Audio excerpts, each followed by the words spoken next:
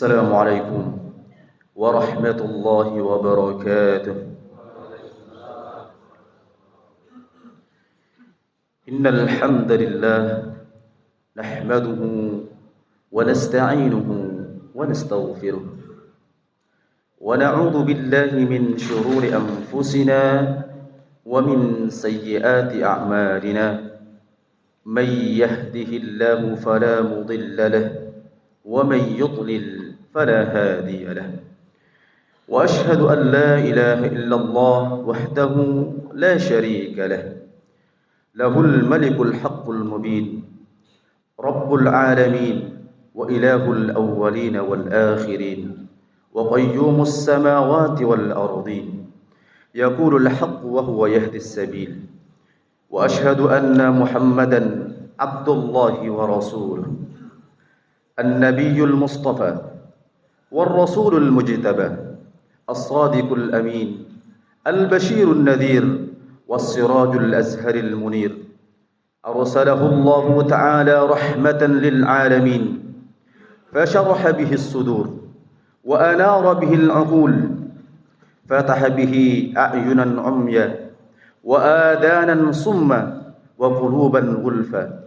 اللهم صل وسلم وبارك عليه وعلى آله الأطهار وأصحابه الأخيار والتابعين لهم بإحسان إلى يوم الدين وسلم تسليما كثيرا.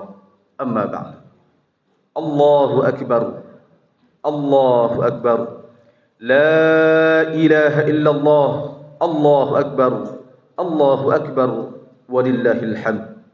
Kaum muslimin, jamaah rahimakumullah. Alhamdulillah, di pagi hari yang sejuk disertai gerimis serta jalanan yang basah tidak menyurutkan semangat kita untuk tetap mensyiarkan syiar-syiar Allah Azza wa Jalla, menjunjung tinggi perintah-perintahnya. Tidak menyurutkan semangat kita untuk tetap hadir ke masjid tercinta ini dalam rangka beribadah kepada Allah Subhanahu wa taala, dalam rangka bersyukur terhadap kebaikan-kebaikan dan kenikmatan-kenikmatan yang Allah anugerahkan kepada kita. Jamaah rahimakumullah. Alhamdulillah, kita berada di Idul Adha, salah satu kenangan termanis kita dengan Khalilullah Ibrahim dan putranya Ismail alaihi wassalatu wassalam. Banyak sekali macam-macam ibadah atau beberapa ibadah yang Allah Azza wa Jalla ambil dari kisah nyata kehidupan keduanya dan keluarganya. Salah satunya ibadah kurban yang insya-Allah sebentar lagi kita semua akan melaksanakan ibadah tersebut.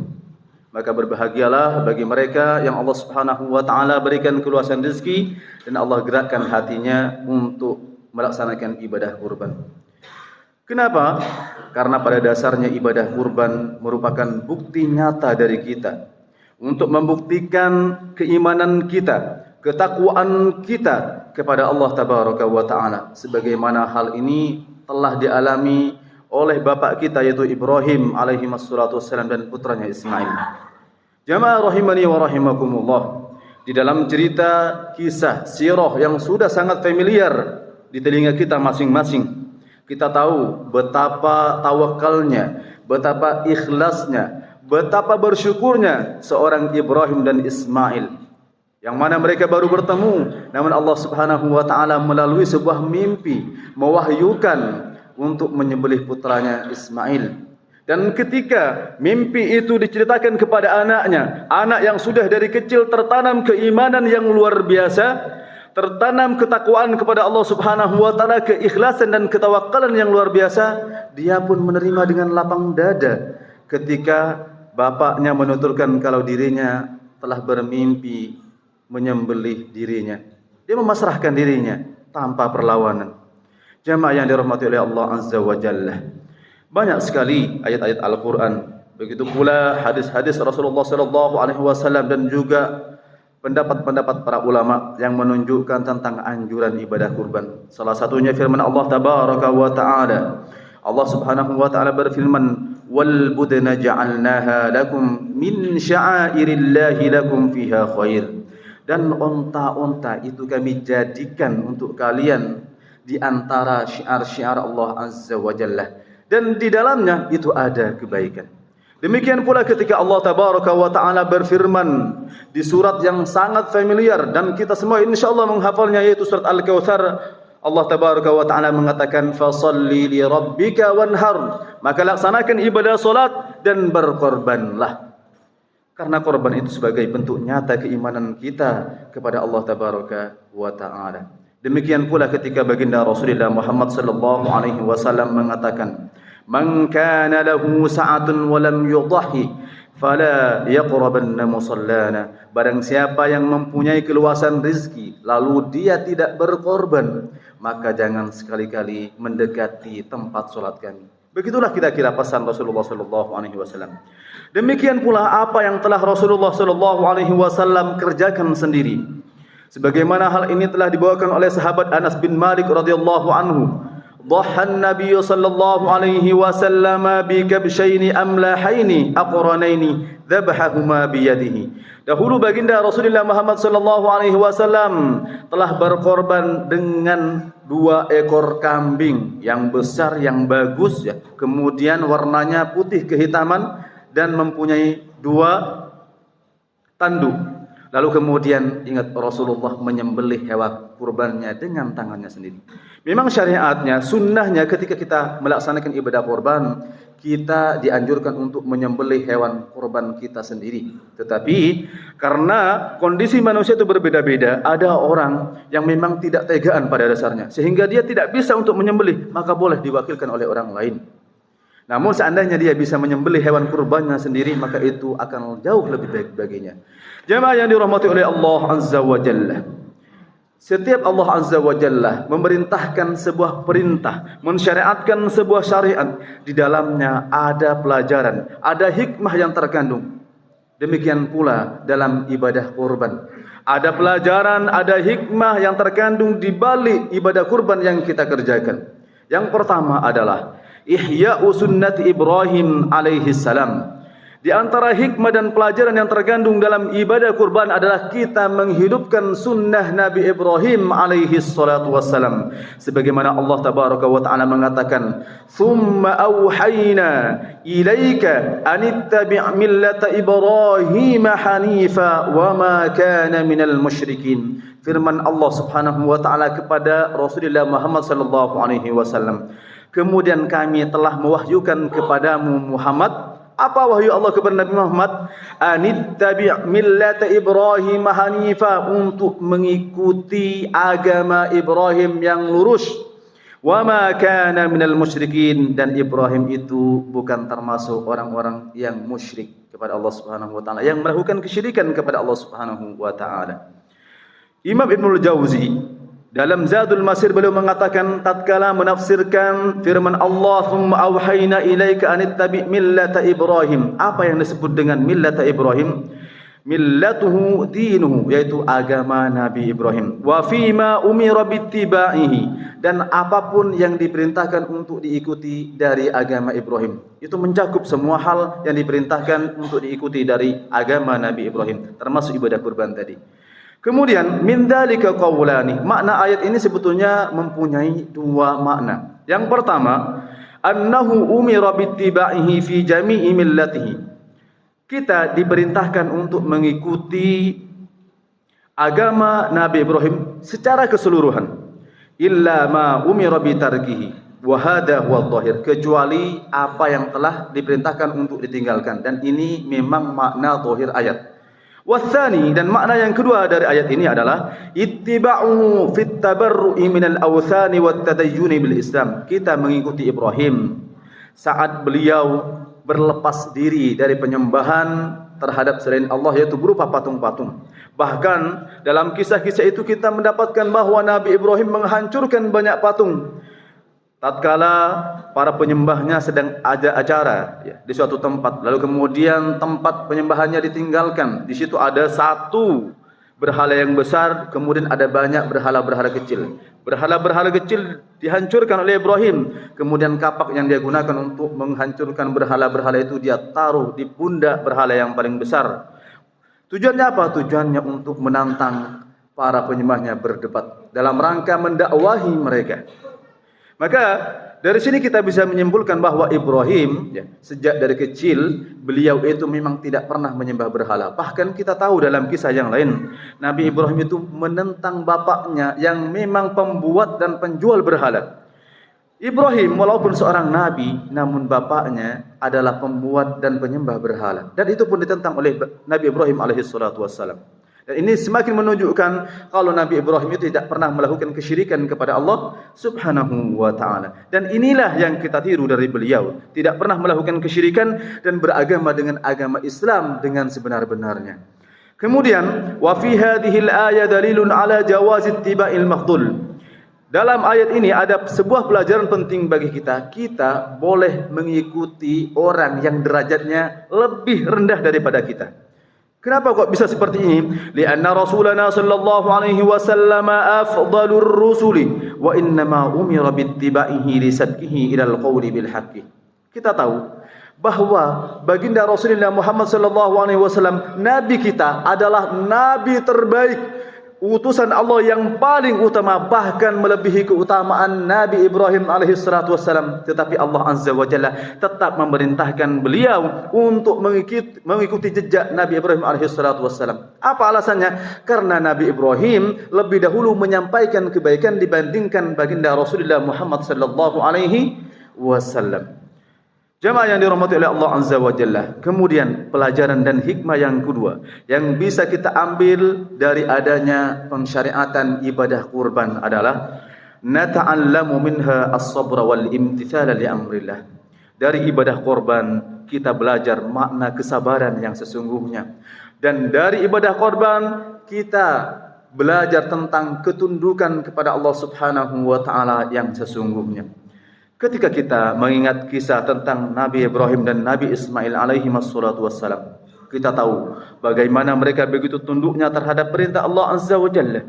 Bagaimana mereka begitu sabarnya menghadapi sebuah cobaan yang besar. Bayangkan kalau itu terjadi kepada kita. Kita yang diperintahkan untuk menyembelih putra-putri kita. Apa kira-kira yang akan kita tanggapi? Sebagian besar dari kita pasti akan menolaknya, pasti akan menentang. Tapi tidak demikian yang terjadi kepada Nabi kita Ibrahim alaihissalatu wassalam. Beliau dengan penuh kepatuhan tatkala mendapatkan perintah Allah Azza wa Jalla, padahal perintahnya datang melalui mimpi, namun beliau begitu tunduk terhadap perintah Allah Azza wa Jalla. Begitu pula dengan anaknya. Mereka berdua sabar menjalankan perintah Allah Subhanahu wa taala yang sangat berat. Jemaah yang dirahmati oleh Allah Azza wa Jalla, apa yang terjadi kepada Nabi Ibrahim dan Nabi Ismail bukanlah sebuah cobaan yang kecil, namun itu adalah cobaan yang besar, yang sekali lagi ketika itu terjadi kepada kita belum tentu kita siap seperti beliau. Jemaah yang dirahmati oleh Allah Azza wa Jalla, Allah di dalam Al-Quran mengatakan, falamma balagha ma'ahu as-sa'ya qala ya bunayya inni ara fil manami anni adbahuka fanzur madza tara. Ketika usia-usia Ismail tumbuh, usia yang mampu untuk usaha, membantu bapaknya. Lalu kemudian Ibrahim datang kepada Ismail, mengatakan kepada Ismail, wahai anak kesayanganku, sesungguhnya aku melihat di dalam mimpiku, aku menyembelih dirimu. Lalu apa tanggapan seorang Ismail? Qala ya abati fa'al ma tu'mar satajiduni insyaallahu minas sabirin.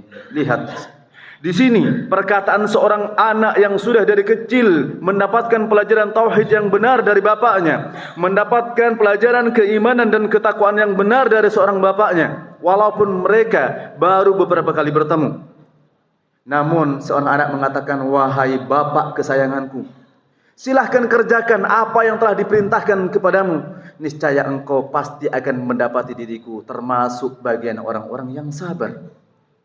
Kemudian jemaah rahimani wa rahimakumullah, Allah tabaraka wa taala melanjutkan firman-Nya, falamma aslama wa tallahu lil jabin.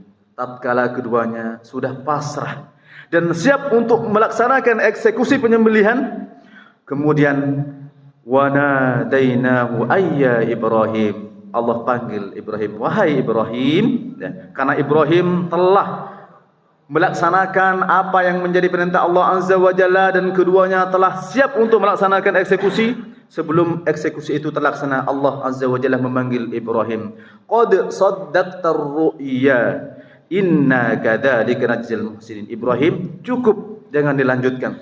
Engkau telah menganggap mimpi itu menjadi sebuah kebenaran yang nyata. Engkau telah melaksanakan apa yang menjadi perintahku melalui mimpimu. Dan begitulah caraku membalas orang-orang yang berbuat kebaikan. Inna hadza lahuwal bala'ul mubin. Sesungguhnya apa yang terjadi kepadamu ini Ibrahim, ini adalah bala atau adalah ujian yang sangat nyata. Allah sendiri mengatakan bahwa ujian yang dihadapi Ibrahim dan Ismail merupakan ujian yang sangat nyata, ujian yang sangat berat yang tidak semua orang bisa dan mampu menjalaninya. Kemudian Allah mengatakan wa fadainahu bidibhin azim. Lalu kemudian kami ganti Ismail dengan seekor hewan untuk dijadikan sembelihan. Jemaah yang dirahmati oleh Allah Azza wa Jalla. Inilah pelajaran terpenting dalam hidup kita. Dari tawakalnya mereka berdua, dari kepatuhannya mereka berdua terhadap perintah-perintah Allah Azza wa Jalla. Kemudian dari kesabaran mereka berdua dan rasa syukur mereka berdua terhadap nikmat-nikmat Allah Azza wa Jalla. Lalu Allah Azza wa Jalla ganti sembelihan itu menjadi sebuah hewan. Bayangkan kalau seandainya mereka tidak sabar, lalu kemudian Ismail tetap dieksekusi. Bagaimana yang terjadi setelahnya? Mungkin yang disyaratkan kepada kita adalah sekarang mungkin menyembelih putra-putri kita. Namun karena kesabaran mereka berdua, Allah Subhanahu wa taala ganti dengan bidibhin azim, seekor hewan yang besar ya, untuk dijadikan ganti dari Ismail. Lalu kemudian Allah Tabaraka wa taala mengatakan wa tarakna alaihi fil akhirin. Dan aku akan mengabadikan kisahmu wahai Ibrahim di dalam Al-Quran. Tujuannya apa? Tujuannya agar supaya orang-orang yang datang setelah Ibrahim dan Ismail mengambil pelajaran dari kehidupan mereka berdua, dari kesabaran mereka berdua, dari keteguhan mereka berdua. Dan Allah Subhanahu wa taala betul-betul mengabadikan kisah mereka di dalam Al-Quran. Banyak sekali ayat Al-Quran yang menceritakan tentang Ismail dan Ibrahim alaihi wassalatu wassalam. Kemudian Allah mengatakan salamun ala Ibrahim. Allah Subhanahu wa taala berikan keselamatan kepada Ibrahim. Kadzalika najzil muhsinin. Begitulah cara Allah Azza wa Jalla membalas orang-orang yang berbuat kebaikan. Innahu min ibadinal mu'min. Sesungguhnya Ibrahim termasuk di antara hamba-hambaku yang betul-betul beriman. Jemaah yang dirahmati oleh Allah Azza wa Jalla. Kemudian pelajaran ketiga dari ibadah kurban yang Allah Subhanahu wa taala syariatkan kepada kita. Fil udhiyati tawsi'atun 'alal ahli wal aqaribi wal jirani wal asdiqai wal fuqara. Dalam ibadah kurban itu ada kelapangan dan ada kebaikan terhadap keluarga, terhadap sanak kerabat kita, terhadap tetangga-tetangga kita, terhadap sahabat-sahabat kita, terlebih kepada orang-orang fakir yang hidup ada di sekitar kita. Kenapa? Mungkin kita orang berada, hampir tiap hari mungkin kita makan daging. Tapi di luar sana ada banyak orang yang bahkan dalam 1 tahun ini tidak pernah menyentuh daging apalagi memakannya.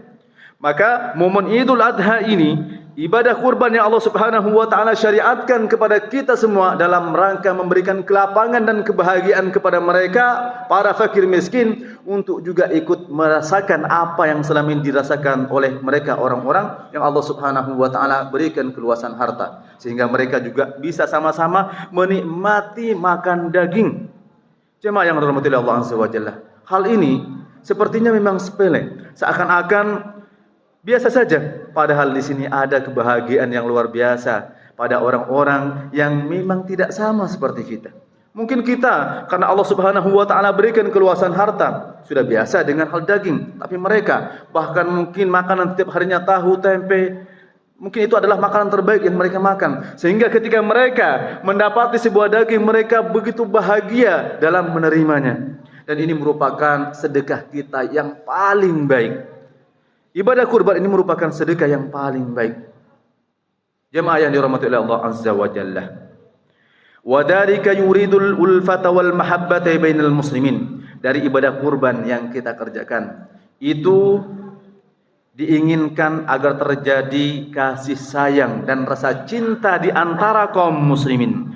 Wa hadha amrun matlubun wa mahmudun la siyama fi hadhil ayyamil mubarakah. Tentunya keakraban, keharmonisan, kemudian kecintaan di antara sesama kaum muslimin ini merupakan perkara yang memang sangat dianjurkan oleh agama kita, menjaga persatuan dan kesatuan, kemudian menjaga hubungan dengan sesama kaum muslimin, menjauhkan diri kita dari permusuhan dengan orang lain, itu adalah anjuran agama kita. Maka ketika ada orang yang kemudian datang lalu dia menebar permusuhan, maka dia telah menyalahi fitrahnya sebagai manusia, siapapun dia. Karena pada dasarnya Allah Azza wa Jalla memerintahkan agar supaya kita menebarkan kecintaan di antara kaum muslimin, dan ini merupakan perkara yang terpuji. Apalagi ini kita lakukan di hari-hari yang diberkahi. Sebagaimana kita ketahui bahwa 10 hari pertama dari bulan Dzulhijjah merupakan hari-hari terbaik, sebagaimana hari-hari terbaik yang terjadi di 10 hari bulan suci Ramadan.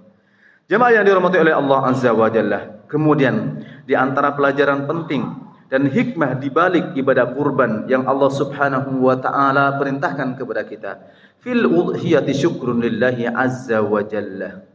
Di dalam ibadah kurban itu ada bentuk syukur yang besar dari kita kepada Allah Azza wa Jalla.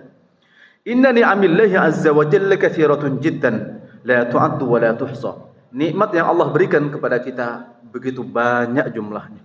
Kalau kita ingin menjumlahnya, kita tidak mungkin bisa menjumlah. Kalau kita ingin menghitungnya, kita juga tidak akan mampu menghitungnya. Allah sendiri di dalam Al-Quran yang telah menegaskan, wa in ta'uddu ni'matallahi la tuhsuha. Dan apabila mereka ingin menghitung-hitung nikmat Allah, maka mereka tidak akan mampu untuk menghitung dan menjumlahkannya. Kenapa?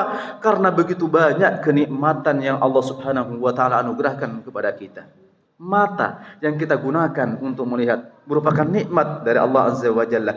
Tangan yang kita gunakan untuk memegang, lalu kemudian untuk mengangkat, untuk menaruh, yang fungsinya sangat sungguh luar biasa, ini merupakan nikmat Allah Subhanahu wa taala yang begitu besar kepada kita. Telinga yang kita gunakan untuk mendengar adalah nikmat dari Allah Azza wa Jalla. Gigi yang bisa kita gunakan untuk mengunyah, ini adalah nikmat yang begitu besar dari Allah Azza wa Jalla. Kadang-kadang jemaah yang dirahmati oleh Allah Azza wa Jalla, kita baru sadar kalau gigi-gigi kita ini adalah nikmat yang besar ketika Allah Azza wa Jalla menguji kita dengan sakit gigi. Barulah kita sadar, ternyata ketika gigi tidak sakit, itu adalah nikmat yang besar. Kita bisa mengunyah apapun yang kita mau. Sehingga kita baru sadar tentang pentingnya mensyukuri nikmat gigi. Bagaimana cara mensyukuri nikmat gigi ini? Tentunya selain kita mengucapkan alhamdulillah, mengakui kalau gigi ini adalah nikmat yang Allah berikan, kita rawat gigi kita dengan cara sikat gigi, bersiwak dan semacamnya. Itu di antara cara mensyukuri nikmat Allah Subhanahu wa taala berupa gigi.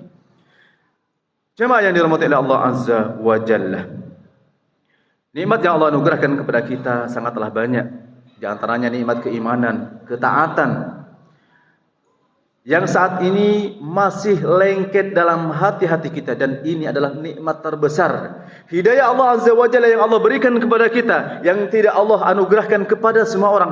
Bahkan paman Rasulullah Muhammad SAW yang telah membantu beliau menjadi benteng di barisan terdepan ketika beliau ingin diganggu oleh orang-orang kafir Quraisy, beliau juga meninggal dalam keadaan tidak mendapatkan hidayah dari Allah Azza wa Jalla.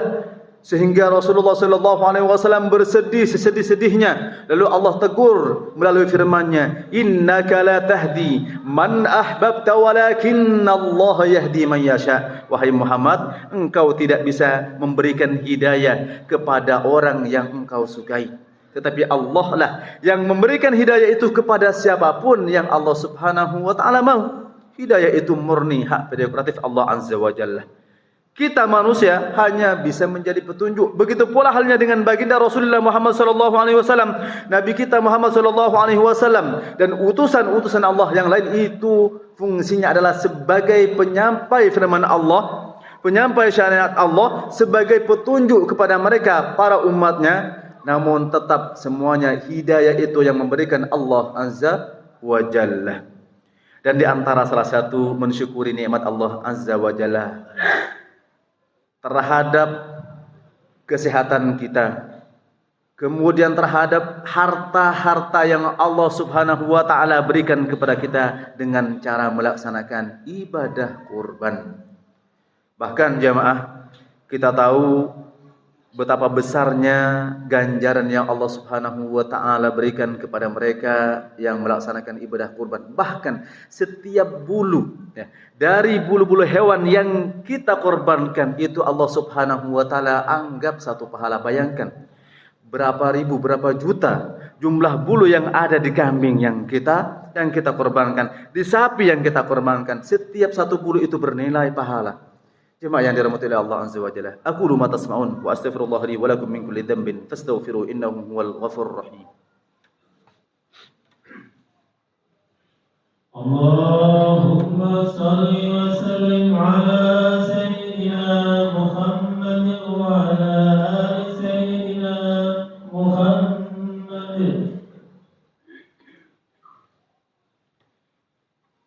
Alhamdulillah wassalatu wassalamu ala Rasulillah Muhammadin ibni Abdullah wa ala alihi wa ashabihi wa man wala wa la hawla wa la quwwata illa billah, amma ba'du.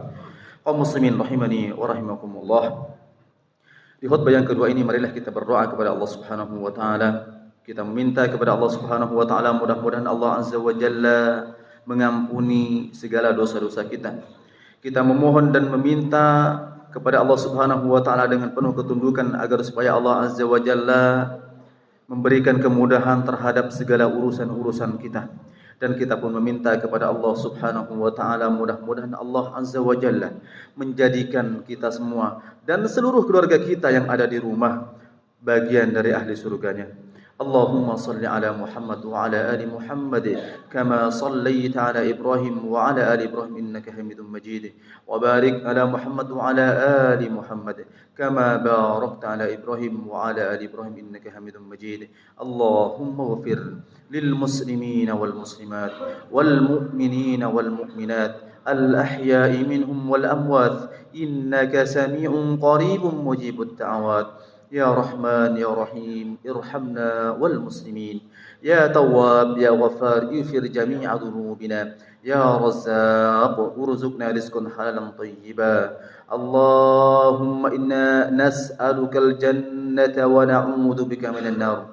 Allahumma inna nas'alukal jannata wa na'udzu bika minan nar. Allahumma inna nas'alukal jannata wa na'udzu bika minan nar.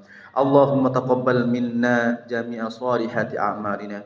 Allahumma taqabbal minna salihati a'malina. Allahumma taqabbal minna salihati a'malina. Rabbana ighfir lana wa liwalidayna warhamhuma kama rabbayana shighara. Rabbana آتنا في الدنيا حسنة وفي الآخرة حسنة وقنا عذاب النار. وصلى الله على سيدنا محمد وعلى آله وصحبه وسلم والحمد لله رب العالمين. السلام عليكم ورحمة الله وبركاته.